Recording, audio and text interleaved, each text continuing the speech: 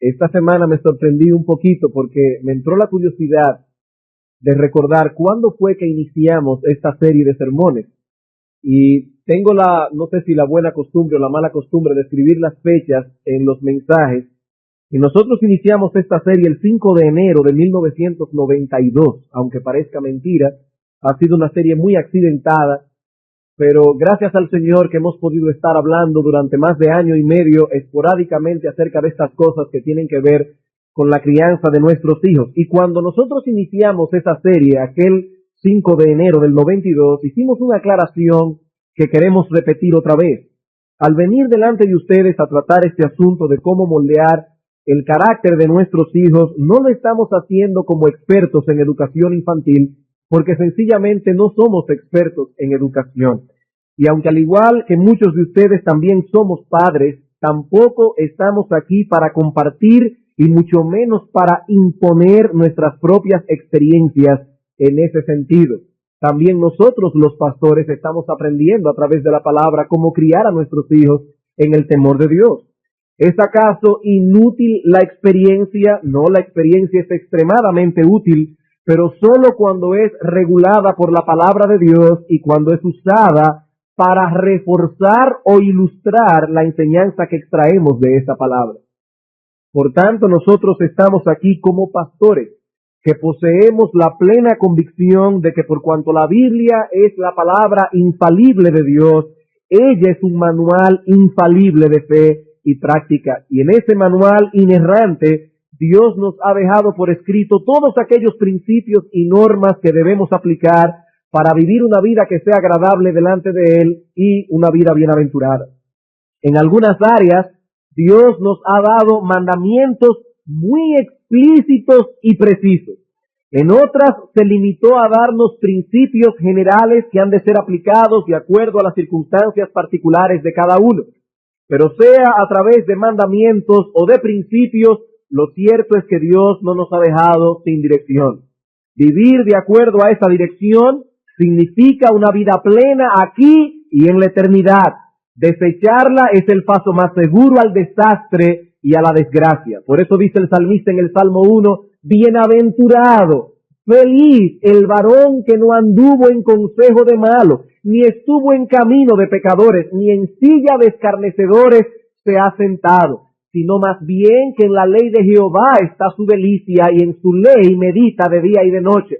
Dice la Escritura que ese hombre será como un árbol plantado junto a corriente de aguas, que da su fruto en su tiempo y su hoja no cae, y todo lo que hace prosperará. Pero el salmista continúa diciendo, no así los malos. Los malos no prosperarán.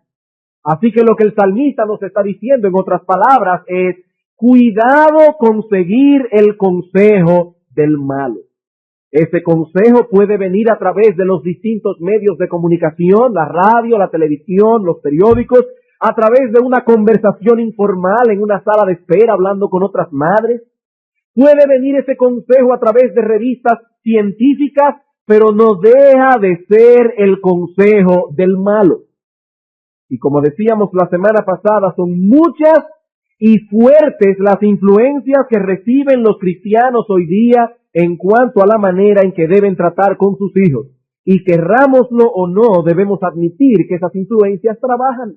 Esas influencias nos afectan. A nadie le gusta sentirse rechazado o que lo tilden de ignorante, y mucho menos que los tilden de ser personas crueles. Y esos son precisamente los epítetos que recibimos del mundo cuando decidimos criar a nuestros hijos a la manera de Dios. Por eso constantemente debemos recordar quién es nuestra autoridad, quién es el objeto de nuestro temor.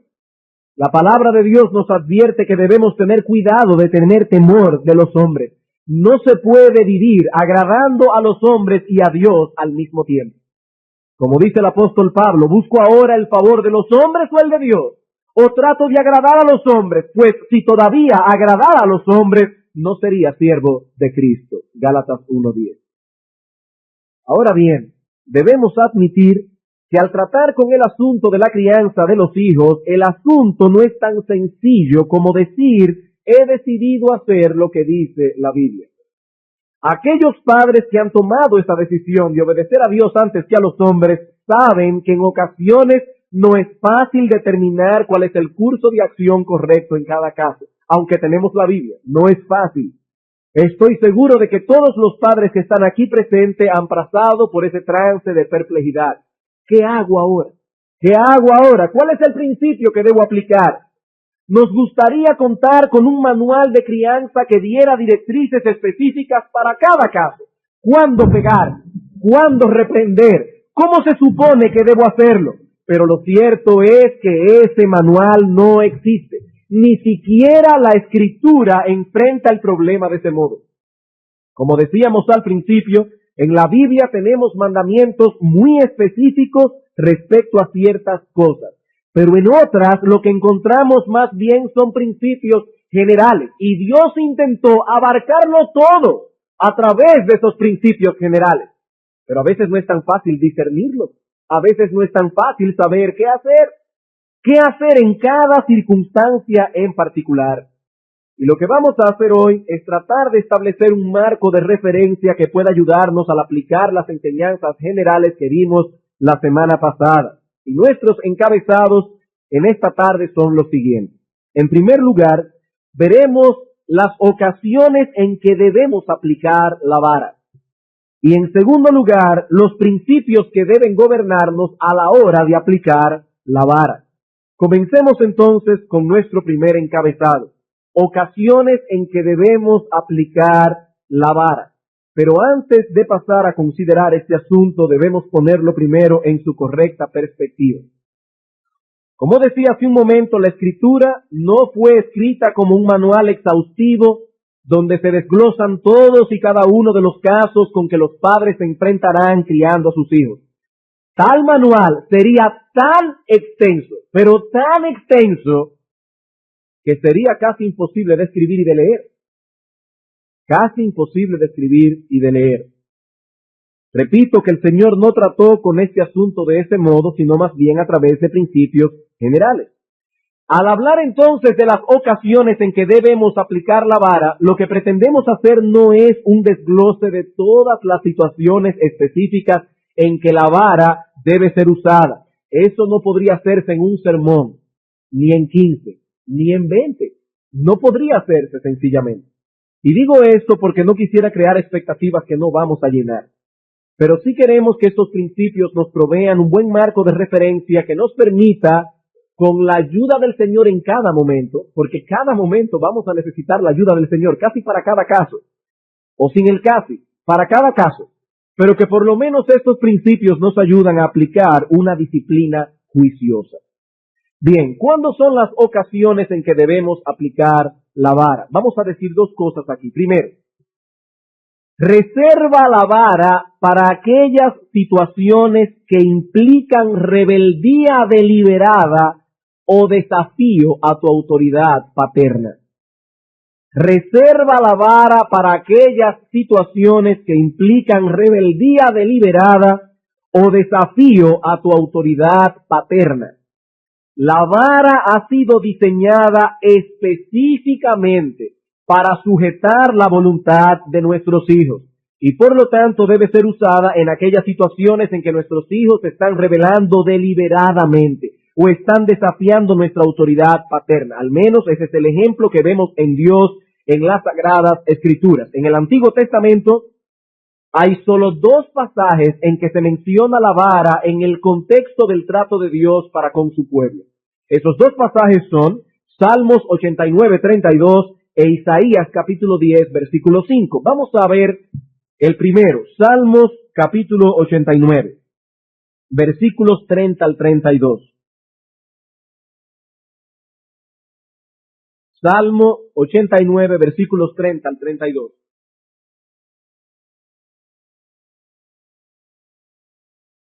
Si dejaren sus hijos mi ley, y no anduvieren en mis juicios, si profanaren mis estatutos y no guardaren mis mandamientos, entonces castigaré con vara su rebelión y con azotes sus iniquidades. En este salmo se nos habla de la relación que Dios tiene con su pueblo en virtud del pacto davídico. Y se representa esa relación usando la figura de Dios como Padre y el pueblo de Israel como su Hijo. Y es en ese contexto que Dios advierte a los suyos que Él no pasará por alto sus rebeldías, sino que los castigará con vara. En el idioma hebreo existen varias palabras para expresar la idea de pecado, y la que se usa aquí es una muy fuerte y específica. Significa rebelarse, rehusar deliberadamente someterse a la autoridad. Dice el Señor, yo castigaré con vara su rebelión. Esta palabra se usa en ciertos pasajes del Antiguo Testamento para hablar de revoluciones armadas. Por ejemplo, en primer libro de Reyes, capítulo 12, versículo 19, es usada para relatar la revuelta creada por Jeroboam contra la casa de David cuando Israel quedó dividido entre el reino del norte y el reino del sur. La Biblia de las Américas traduce este texto de la siguiente manera. Primera de Reyes 12, 19. Así Israel ha estado en rebeldía contra la casa de David hasta hoy. También aparece en el segundo libro de Reyes 1:1, en 3:5 y en 3:7 para hablar de la rebelión de Moab con Israel. Sin excepción, cuando se usa ese término, el problema envuelto es falta de sumisión. El hecho de que alguien está bajo autoridad, pero rehúsa o se rebela deliberadamente contra la directriz del que está en autoridad. Una directriz que debe ser clara y razonable. Clara y razonable. ¿Qué queremos decir con eso? Bueno, que no estamos hablando aquí de una persona que esté en autoridad, pero da un mandamiento ambiguo que el niño desobedece sencillamente porque no entendió lo que se le demandaba. Por ejemplo, nosotros vemos que el niño ha puesto el vaso en el borde de la mesa, algo muy típico. Y nosotros le decimos al niño, ¡cuidado! Pero el niño se tatuaje y tumba el vaso. Entonces le pegamos una pela. No, pero es que usted no le dijo que cogiera el vaso y lo pusiera en el centro de la mesa, le dijo cuidado, pero no le dijo exactamente qué era lo que se le estaba demandando. Estamos hablando de dar mandamientos que el niño entienda. Tampoco se trata de una orden que está totalmente fuera del alcance del muchacho. Los padres no debemos ser como Faraón, que demandaba al pueblo de Israel que hiciera ladrillo, pero no le daba la paja. No podemos ser así. Tenemos que ser razonables. Pero si el mandamiento ha sido claro y razonable y aún así no es obedecido, entonces lo que tenemos allí es una rebelión, y esa rebelión debe ser castigada con vara, con vara. Esa es la ocasión que Dios usa la vara y nosotros debemos imitarlo a Él en esto, en el ejercicio de nuestra paternidad. No obstante, hay ocasiones en que puede no estar envuelta una rebeldía contra la autoridad paterna y aún así haya que usar la vara. Una de esas ocasiones fue mencionada la semana pasada cuando citamos la opinión de un experto, entre comillas, que decía que solo se debe usar el castigo corporal cuando hay un peligro físico serio envuelto. Ya nosotros sabemos que eso no es así, esa no es la única ocasión en que debemos usar la vara, pero lo que estamos diciendo aquí es todo lo contrario, diciéndolo a la inversa, que en ocasiones como esas también vamos a tener que usar la vara.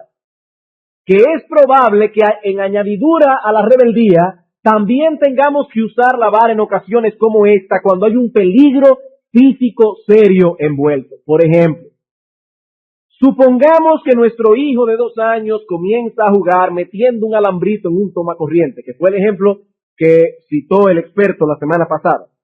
Y le decimos que no debe hacer eso. Pero resulta que al cabo de 2 horas, nuestro hijo de 2 años ha olvidado el asunto. Es la primera vez que le damos una directriz al respecto y él vuelve de nuevo a intentar introducir el famoso alambrito en el tomacorriente. El padre lo ve, en ese momento tiene una duda. ¿Será que está desafiando mi autoridad o que se le habrá olvidado lo que le dije hace 2 horas? Va a ser muy difícil, si no imposible, averiguarlo, porque el niño siempre o casi siempre dirá que se le olvidó. Tal vez, en ese caso, es saludable pegarle al niño, aunque sea cierto que se le haya olvidado el mandato. simplemente para impresionar su mente y grabar el mandamiento que se le ha dado, porque eso puede implicar un peligro serio para su vida. El golpearlo va a impresionar el mandamiento que nosotros le hemos dado al respecto. Pero por regla general, reserva la vara para aquellas ocasiones cuando tus hijos rehúsan deliberadamente sujetarse a tu autoridad. Es por eso, hermanos, que debemos asegurarnos de que nuestros hijos han entendido lo que se les ha dicho. Asegurarnos de que ellos saben con precisión qué es lo que se espera de ellos. Y lo mismo, debemos estar seguros de que lo que estamos pidiendo a nuestros hijos es razonable. Otro ejemplo. Supongamos que son las 9 de la noche y que tu hijo de 3 años está acostumbrado a irse a la cama de 7:30 a 8. Pero ese día, por alguna razón en particular, no se ha podido hacer el devocional todavía y comenzamos el devocional a las 9:10. Y el asunto comienza a extenderse porque los otros niños de la casa que son mayores y están más despiertos comienzan a hacer preguntas y a hacer comentarios. Y el niño de 3 años ya está hace rato poniendo los ojos a media asta. El padre se da cuenta de la situación y dice al niño: no te duermas hasta que termine el devocional. Pero hermanos, el niño no resiste más y se queda dormido. ¿Debe el padre pegarle en tal caso? Hermanos, debemos conocer a nuestros hijos y saber hasta dónde llega cada uno. Ese niño tenía más de 1:30 pasado de tiempo y su organismo no estaba preparado para estar despierto hasta esa hora. Debemos asegurarnos de que ha habido un desafío deliberado contra nuestra autoridad. Un caso similar al anterior, pero que sí implica una desobediencia, es el del niño que usted manda a dormir una siesta el domingo en la tarde para que pueda estar despierto durante el culto. Pero él decide quedarse jugando en su cuarto. Es muy probable que ese niño se quede dormido en medio de la prédica, aunque yo sé que eso depende mucho de la contextura y de la edad del niño. Pero el asunto aquí es que hubo una orden clara y razonable que fue violada. Ese niño debe ser castigado, aunque no se duerme en el culto, si se duerme doblemente castigado. ¿Por qué? Porque nos ha desobedecido deliberadamente. Así que en esto, una vez más, debemos cuidarnos de los extremos. Hay padres que ven rebeldía en todas partes. Hay otros que no la ven en ningún lado. Y hay otros que si bien ven la rebeldía y desobediencia de sus hijos, no solo están dispuestos a aceptar excusas de parte de ellos, sino que en algunos casos son ellos mismos los que proveen la excusa. Y eso no debe ser. Yo quisiera leer algo aquí que Bruce Ray escribió al respecto, y les pido que tengan paciencia porque sé que es una cita un poco extensa, pero tan atinada. Dice el señor Ray aquí: la corrección bíblica debe ser aplicada según expectativas razonables. Otra vez vemos aquí que el modelo para toda nuestra corrección como padres debe ser la disciplina que Dios aplica para corregir a sus hijos espirituales. El Salmo 103, 13 y 14 declara: como el padre se compadece de sus hijos, se compadece Jehová de los que le temen, porque Él conoce nuestra condición, se acuerda de que somos polvo. Dios es razonable, Dios conoce nuestra condición. Hemos de tener ideas claras acerca de la constitución de cada uno de nuestros hijos. Cada uno es distinto y único en lo físico, espiritual y emocional. Hay muchos factores individuales que deben ser considerados cuando tratamos con cada uno de nuestros hijos. No son borregos, hermanos. Son seres humanos con personalidades distintas. Por ejemplo, debemos preguntarnos, ¿son físicamente capaces de estar a la altura de lo que esperamos de ellos? ¿Son bastante altos? ¿Bastante fuertes? ¿Es su coordinación adecuada para lo que le pedimos? Eso no solo se aplica a los pequeños que están aprendiendo a andar y a usar sus músculos. En la transición entre la niñez y la edad adulta, muchos adolescentes pasan por un periodo equivalente de torpeza física. No todo vaso vertido en la mesa del comedor es el resultado de un descuido. Algunas veces es falta de coordinación física. Y hacer sentir al niño como un estúpido por eso Hermanos, es una estupidez de parte nuestra. Como padre hemos de poder discernir la verdadera causa. ¿Se portó Jaimito con descuido? Ese nombre de Jaimito lo usó él, no yo, para que ningún Jaime aquí se sienta mal. O pasa por este periodo de torpeza física, de modo que a veces tropieza con las mesas o deja caer las cosas. Hemos de ser observadores y conocer el desarrollo y grado de perfección posible en las actividades de nuestros hijos. Pero noten aquí el balance. Este principio, sin embargo, no debe ser usado como excusa para evitar la disciplina. Con demasiada frecuencia estamos dispuestos a decir que nuestros hijos no pueden entender o hacer lo que les decimos que hagan. Y él pone dos ejemplos aquí que para mí son típicos. Ni el cansancio, ni el que no se encuentren del todo bien dentro de límites sensatos deben ser considerados eximentes de la influencia santificadora de la vara. El cansancio o el no encontrarse bien pueden ser factores contribuyentes, pueden tender a hacer al niño lento o difícil, pero la desobediencia debe ser considerada con todo como una manifestación básica de la naturaleza del pecado, y toda manifestación de la naturaleza del pecado debe ser corregida. Un fallo en mantener la vara bajo estas circunstancias va a producir uno de estos dos resultados. En primer lugar, el niño va a aprender a fingir cansancio o enfermedad a fin de evitar un azote cuando es desobediente. Y creo que muchos padres hemos pasado por esa experiencia. Por lo menos yo he pasado por esa experiencia como padre. Algunos van a transformarse en actores incipientes pero convincentes. Incluso cuando él no lo finge, es posible que nosotros estemos preparándonos para hallar excusas para él. Nosotros mismos como padres, para no meternos en el lío. Oh, está tan cansado hoy, no voy a azotarla. Sally, no hagas esto más. Hermanos, Dios nos permite pecar cuando tenemos sueño. El pecado es pecado, aunque el niño no haya dormido siesta, aunque sean las 10 de la noche. El pecado es pecado, la rebelión es rebelión y debe ser castigada. En general, caemos en esto cuando nos sentimos avergonzados por el comportamiento de nuestros hijos y buscamos alguna forma de escape.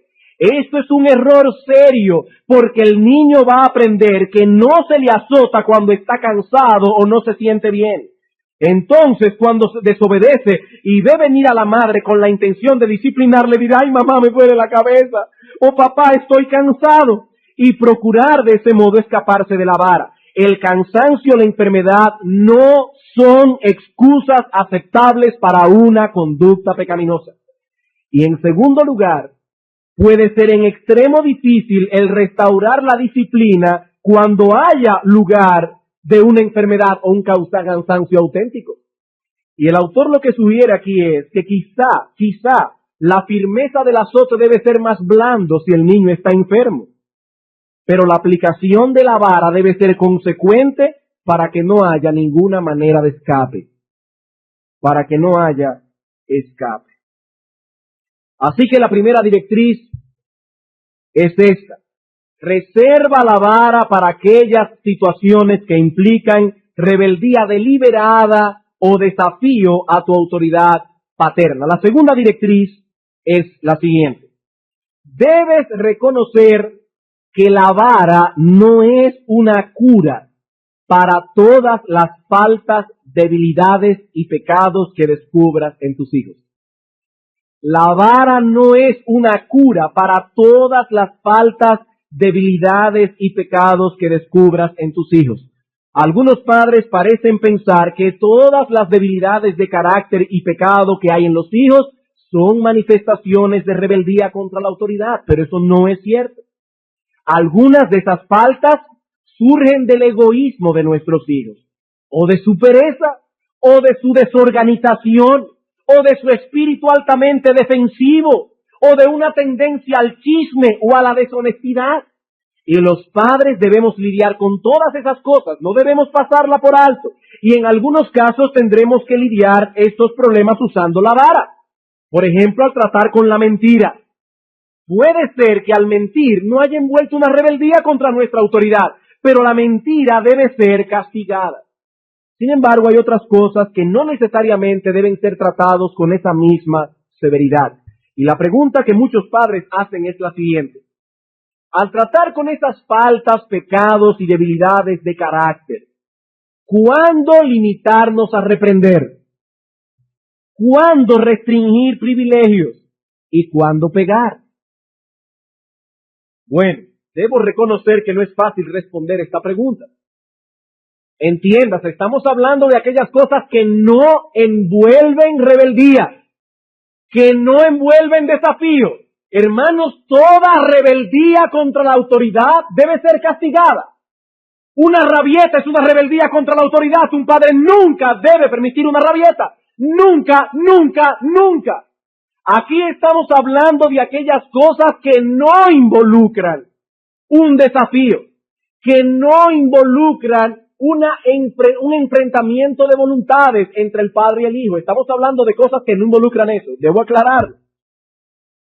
Bueno, cuando estamos tratando esos casos, es difícil dar una ley para todo porque hay que conocer los elementos envueltos para cada caso en particular. Pero he aquí una directriz general que puede sernos de ayuda. Espera a ver si hay un patrón en el asunto. Espera a ver si hay un patrón en el asunto. Por ejemplo, y aquí hay que dar muchos ejemplos para poder ilustrar. Usted acaba de comprarle una bicicleta a su hijo de 5 años, que hasta ese momento nunca había tenido bicicleta. Y usted cariñosamente le pide que haga un esfuerzo por cuidarla. Pero resulta que el niño se entretuvo en otra cosa y dejó la bicicleta sola en un lugar en que pudo ser robada. Recuerden que el niño no está acostumbrado al hecho de que tiene una bicicleta y por lo tanto aún el cuidarla es algo nuevo para él. Bueno, tal vez en ese momento es suficiente una reprensión. Ahí no hubo una rebeldía, hubo un olvido, hubo un descuido. Una reprensión puede ser suficiente. Pero si el asunto sigue pasando, la segunda etapa sería la restricción. Retenerle cierto privilegio, y en esto podemos usar la misma bicicleta como medio de castigo, no dándole con la bicicleta. Me refiero, por ejemplo, a que usted puede decir, bueno, mira, dejaste la bicicleta botada otra vez. Tienes una semana sin montar bicicleta. Y antes de seguir, yo quisiera hacer un paréntesis. En esto de las restricciones debemos evitar los extremos, especialmente el extremo de la crueldad. Decirle a un niño que no va a montar bicicleta 3 meses porque la dejó mal puesta puede ser un tanto extremista. Hay que tener cuidado. Pero volviendo a nuestra línea de pensamiento, el asunto es que no debemos ver cada falta de nuestros hijos como una rebeldía a nuestra autoridad y por lo tanto debemos usar otros medios de disciplina. Alguien preguntará, pero pastor, ¿en alguno de esos casos no se podría llegar al uso de la vara? Sí, si el asunto sigue pasando, podríamos llegar hasta el final en el uso de la vara, pero antes de llegar allí, debemos advertírselo a nuestros hijos. Debemos advertirle las consecuencias que vendrán si siguen ese patrón de conducta. No debemos estar constantemente amenazando a los niños. Eso no debe ser, pero hay momentos en que es apropiado decirles algo como esto. Jaimito, ya hemos hablado de esto varias veces y no hemos visto cambio, así que la próxima vez que suceda te vamos a pegar. Eso fue lo que hizo el apóstol Pablo con los corintios. Esta iglesia no estaba caminando bien en algunas cosas. Pablo escribió una carta y le dio advertencias al respecto. 1 Corintios 4:21. Dice Pablo, ¿qué queréis? ¿Iré a vosotros con vara o con amor y espíritu de mansedumbre? Pablo está diciendo, hermanos, ustedes deciden. Si continúan actuando con ese patrón de conducta, me veré obligado a aplicar una disciplina más severa. Eso sí, piénsalo bien antes de dar la advertencia, porque tan pronto abriste la boca te estás comprometiendo a cumplir tu amenaza. Nunca, nunca, nunca den una advertencia que ustedes no van a cumplir. No lo hagan. Eso es fatal para el alma de nuestros hijos. Aparte de que eso no es imitar a Dios. Cuando Dios amenaza, lo cumple. Él es fiel a su palabra tanto cuando promete bendición como cuando nos advierte del castigo. ¿Qué dice el apóstol Pablo en 2 Timoteo 2, 11 al 13? Dice, si morimos con Él, reinaremos con Él. Si le negamos, Él también nos negará. Si fuéramos infieles, Él permanece fiel. Y algunos dicen, ay, qué bueno es Dios, que aunque uno es infiel, Él permanece fiel. Sí, Él permanece fiel a su palabra de que nos va a castigar. Eso es lo que significa el texto. Cuando Dios abre su boca, Dios es fiel a su palabra. Lo que Él dice, lo cumplirá. Y antes de dar por concluido este punto, quisiera tratar con una última interrogante. ¿Qué tan apropiado es usar la reclusión del muchacho como un método de disciplina?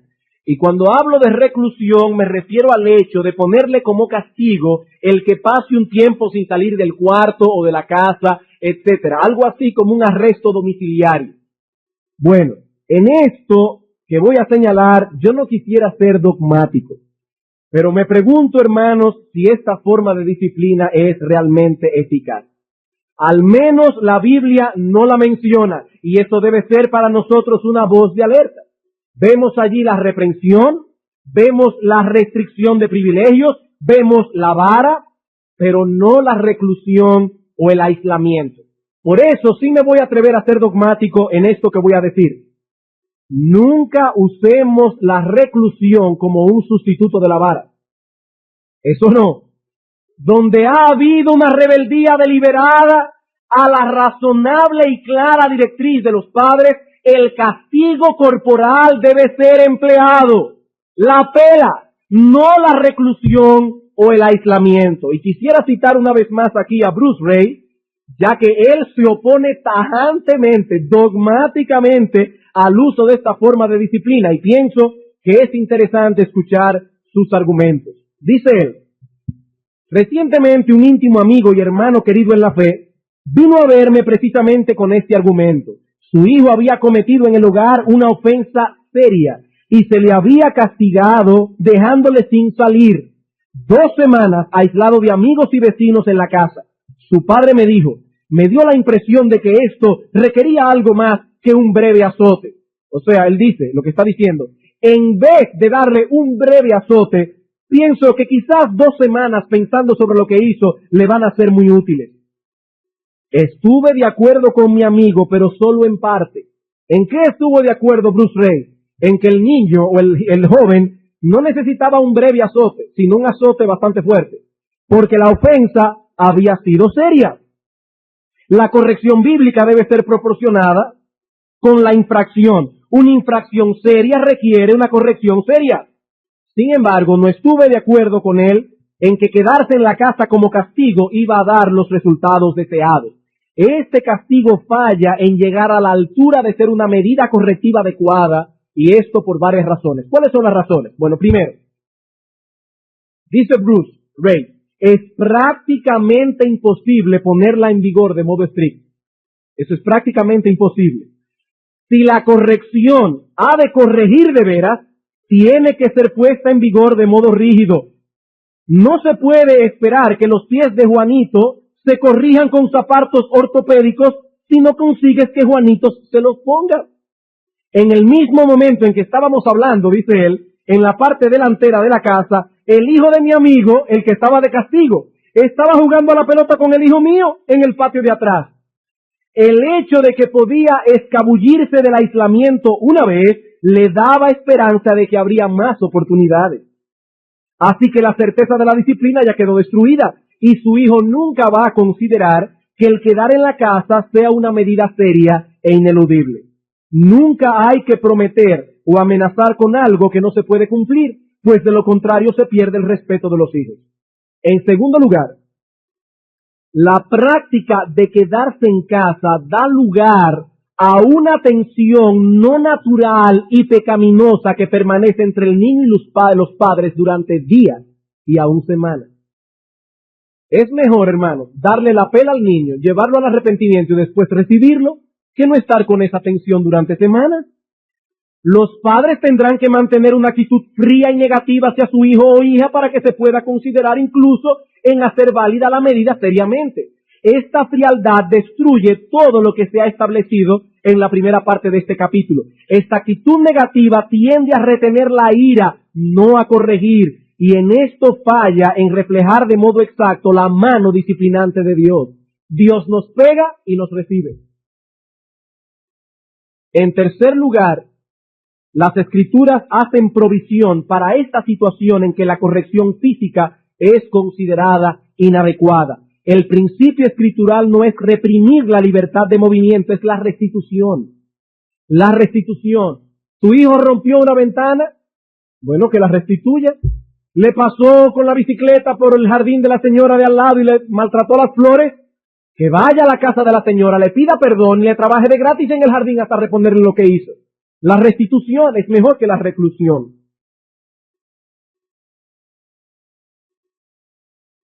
Bueno, una última cosa, dice aquí, la restitución exige una respuesta inmediata, personal y apropiada, en tanto que la inmovilización proporciona solo tiempo para cavilar, a lo mejor planes para hacer las paces o para vengarse. Entonces, en ese sentido, el señor Ray no está de acuerdo con la reclusión y yo pienso que sus argumentos son bastante válidos. Es mejor usar la vara. Bien, habiendo considerado nuestro primer punto, ocasiones en que debemos usar la vara, veamos ahora en segundo lugar, principios que deben gobernarnos a la hora de usar la vara. Principios que deben gobernarnos a la hora de usar la vara. Hay ciertas personas que dicen, pastor, yo he estado aplicando lo que se ha predicado aquí. Estoy usando la vara, pero no me está dando resultados. Hay algo que está fallando en todo esto. Bueno, en algunos casos el problema es simplemente que se tienen expectativas irrealistas. Se espera que una pela resuelva todo el problema de rebeldía de nuestros hijos, pero eso no es así. Ni una pela, ni 2, ni 10 van a resolver el problema para siempre. Por eso debemos seguir el ejemplo de constancia que vemos en Dios. Hebreos capítulo 12, versículos 5 al 10. Hebreos capítulo 12, versículos 5 al 10.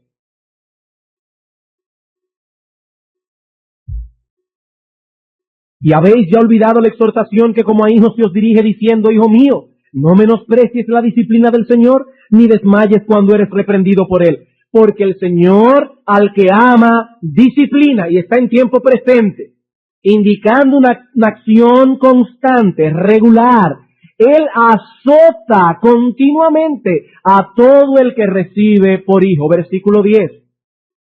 Los padres terrenales ciertamente por pocos días nos disciplinaban, como a ellos les parecía, pero es decir, Dios, para lo que nos es provechoso, para que participemos de su santidad.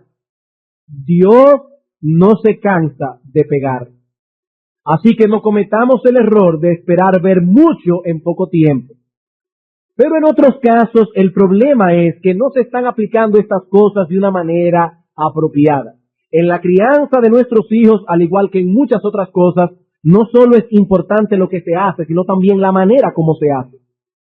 La actitud que tenemos al aplicar la disciplina, el clima que ha de haber en el momento de pegar una pela o de reprender, todo eso es parte de la disciplina misma. Dios espera que hagamos eso en un clima de amor, y no solo de amor, aún de respeto por la persona de nuestro hijo. Respeto, aún cuando estamos pegando, por la persona de nuestro hijo. La Biblia dice que Dios al que ama disciplina, y eso implica no solo que la disciplina es una consecuencia de su amor para con nosotros, sino también el hecho de que al disciplinarnos, no importa cuán fuerte sea la disciplina, Dios lo hace con amor. Él lo hace con amor. Descargar nuestra ira y frustración sobre nuestros hijos no es disciplina, eso es un desahogo pecaminoso. Nuestros hijos deben saber que no estamos agradados con su conducta, que no tomamos a la ligera lo que han hecho, pero también deben saber que los disciplinamos en perfecto control de nuestras acciones, que el castigo corporal que ejercemos sobre ellos no es producto de nuestra impaciencia, de nuestra falta de dominio propio, sino más bien de nuestro amor y preocupación por ellos. Ellos deben saber eso. Pero les prometo que este asunto lo vamos a tratar luego con más amplitud. Más adelante nos ocuparemos de estas cosas. Recuerden que esta serie tiene 3 bloques, cuyos nombres todos comienzan con M. Ya vimos la meta, ahora estamos viendo el método, y el tercer bloque es la manera. Y en ese momento vamos a hablar de todo esto con más amplitud. Ahora solo queremos dar 5 directrices, créanme que breves, 5 directrices que nos ayuden a la hora de aplicar la vara en la disciplina de nuestros hijos. ¿Cuáles son esas directrices? Primero, usa la vara lo suficientemente fuerte como para lograr el propósito de la vara. Ya hemos dicho que el castigo corporal tiene como propósito sujetar la voluntad de nuestros hijos. Por tanto, la vara debe ser usada lo suficientemente fuerte, lo que se necesite para que lleve a cabo este propósito. No debemos llegar al extremo del abuso infantil, ni tampoco seremos tan suaves que nuestros hijos no sientan que se les está pegando. Si el niño tiene un pañal de eso, 2 pañales puestos y usted le pega, probablemente él ni se enterará. Y esa no es precisamente lo que queremos hacer. El autor de Hebreos nos dice que la disciplina no es causa de gozo, sino de tristeza. La disciplina debe quebrantarnos, debe producir el dolor que es necesario para el verdadero arrepentimiento.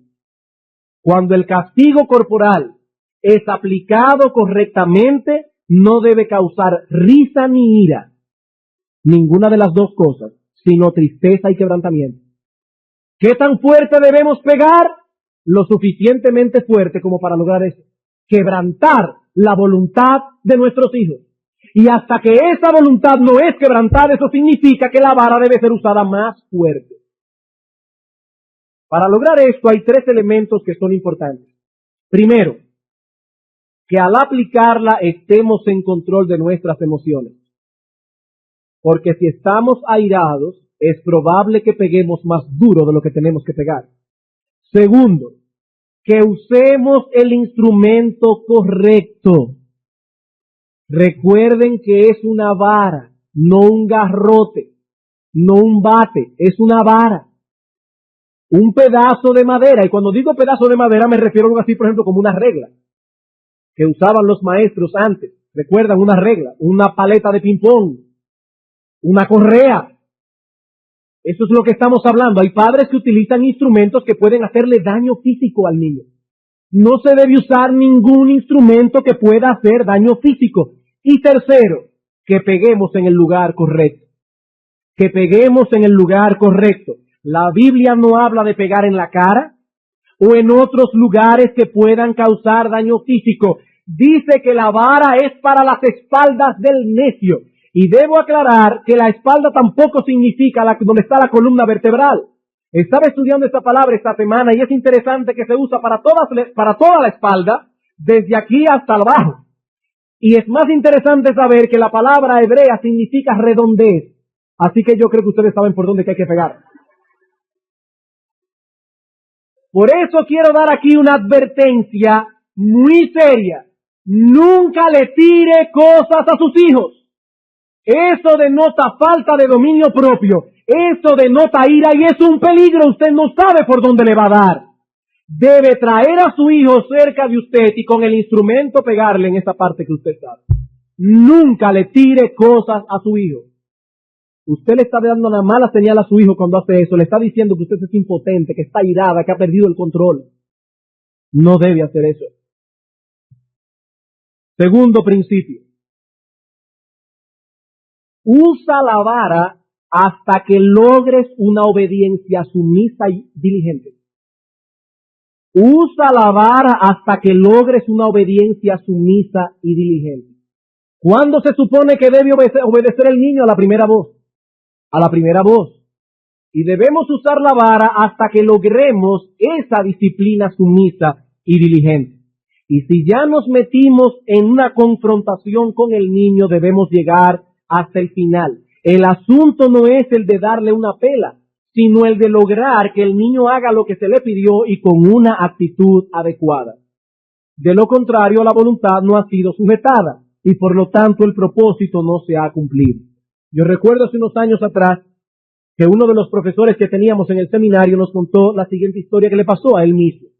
Cuando su hijo tenía, no sé exactamente qué edad, un niño bastante, bueno, ya es un joven, pero en ese tiempo era un niño con un carácter bastante fuerte, una voluntad bien férrea, el profesor le pidió al niño que recogiera unos juguetes que él había tirado en la sala.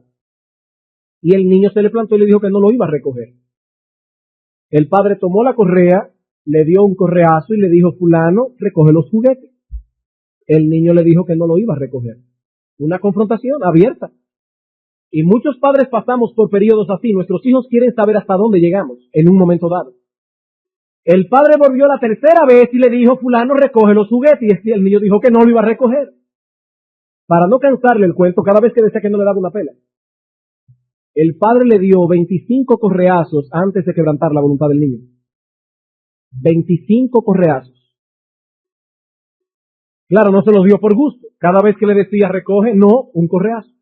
Recoge, no, otro correazo. Hasta que la voluntad del niño fue sujetada. Hizo lo que se le pidió y no solo eso.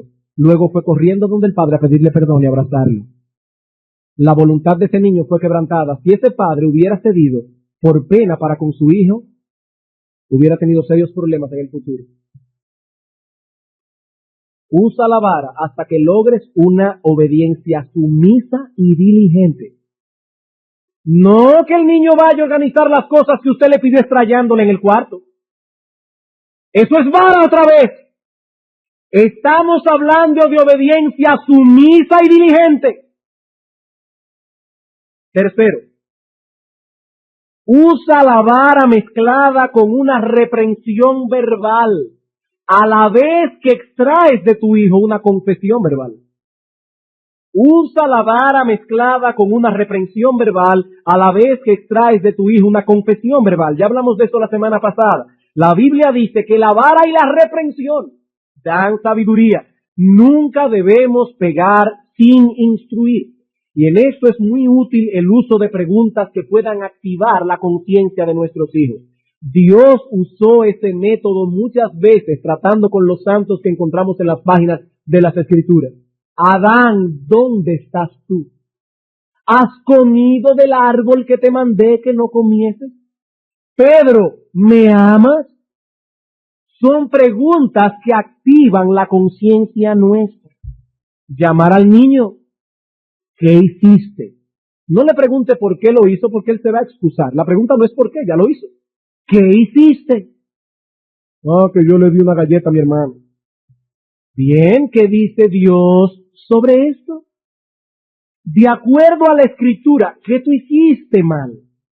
¿Qué sucede cuando desobedeces? ¿Qué debo hacer yo como padre que estoy bajo la autoridad de Dios? ¿Y qué debes hacer tú en el futuro? Hermano, si usted le pega a su hijo y no lo instruye, no necesariamente usando esas preguntas, pero si usted le pega y no hace lo que estas preguntas quieren dar a entender, usted no está haciendo nada. Nada absolutamente. Estamos hablando de que la vara y la reprensión debemos instruir a nuestros hijos en justicia. Pero esas preguntas no solo activan la conciencia de nuestros hijos, sino que también nos da tiempo para calmar nuestras emociones y nuestra impaciencia. Hablando con nuestros hijos, nuestra alma se va poniendo en su lugar, de modo que a la hora de pegar ya estamos en el perfecto control de nuestras emociones. Pero recuerda que todo esto causará un sentido de culpa en ellos. Lo que estamos haciendo es levantando en ellos un sentido de culpa. No debemos dejarlos así. Después que ese sentido de culpa ha sido levantado, ahora tenemos que trabajar con ese sentido de culpa. Debemos ayudarles a descargarlo. ¿Cómo? Guiándolos a confesar sus pecados y pidiendo perdón a Dios y a los hombres.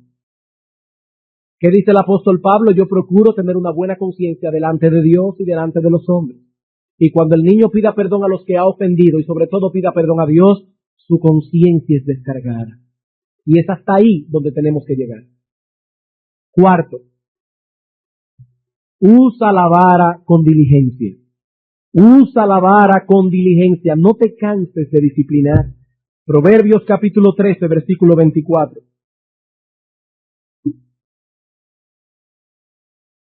Proverbios capítulo 13, versículo 24. El que detiene el castigo a su hijo aborrece. Ay, pastor, pero es que yo estoy cansado, eso es pela y pela. El que detiene el castigo a su hijo aborrece, mas el que lo ama desde temprano lo corrige. Y la idea es, lo hace con diligencia. Hermano, hermana, no te hagas como quien no lo vio, porque tú lo viste y tú sabes que él hizo algo mal. Tampoco le pongas excusa a la rebeldía de tu hijo, ni uses sustitutos. Se rebeló, vara. Aunque estés cansado, aunque hayas llegado del trabajo y lo último que quieres es una confrontación, vara. Recuerdo que un pastor amigo me contó que en su casa, cuando la cosa se ponía seria, tenían un sistema bien extraño de tratar con la rebeldía del muchacho, sobre todo de su hermano más pequeño, que parece que era un poco tremendo. Cuando el muchacho quería algo y no se lo daban, el individuo comenzaba a llorar, a llorar, a llorar, a llorar. Eso es una rebeldía. Llora, llora, llora. Y entonces la hermana lo que hacía era que pasaba por delante del muchacho y así descuidadamente le dejaba caer un paquito. Y entonces el muchacho seguía.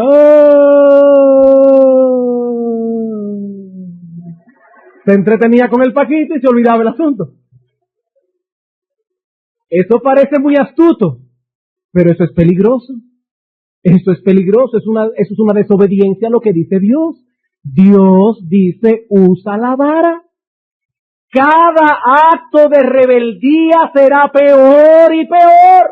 Corrige a tu hijo desde temprano, dice el texto, desde que se levanta la rebelión. Mientras más temprano doblegues su voluntad, menos pelas tendrás que pegar. Yo sé que al principio son muchas, pero después serán menos si eres diligente. Después serán menos. Y por último, no dejes que tu hijo se salga con la suya. No dejes que tu hijo se salga con la suya. Cuando el niño ha hecho lo que no debía hacer y comenzamos el proceso con él, fulanito, ¿qué hiciste? Etcétera. ¿Qué hace el niño generalmente? Comienza a llorar y a pedir misericordia. ¡Ay, papi! Si escuchas sus lloros, estás enseñando a tus hijos que rebeldía más lágrimas es una fórmula que funciona.